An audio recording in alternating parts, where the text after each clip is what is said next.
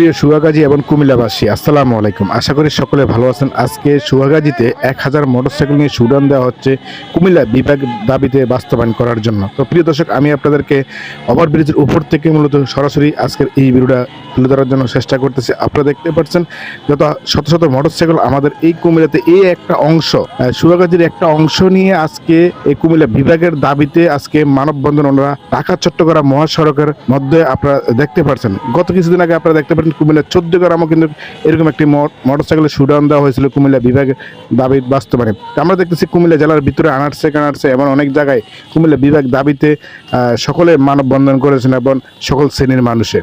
তো প্রিয় কুমিল্লার বাসী, যারা আপনারা প্রবাস থেকে আজকের এই ভিডিওটা দেখতেছেন, আপনাদের সবাইকে অসংখ্য অসংখ্য ধন্যবাদ জানাচ্ছি। সকলে ভিডিওটি শেয়ার করতে ভুলবেন না। তো আমি 14 গ্রাম এবং কুমিল্লার কোনোদিন আসলে ভিডিও করা হয়নি, এই প্রথম আমার এই 14 গ্রাম এবং সুয়াগাজীর ভিডিও করার কুমিল্লা বিভাগ নিয়ে।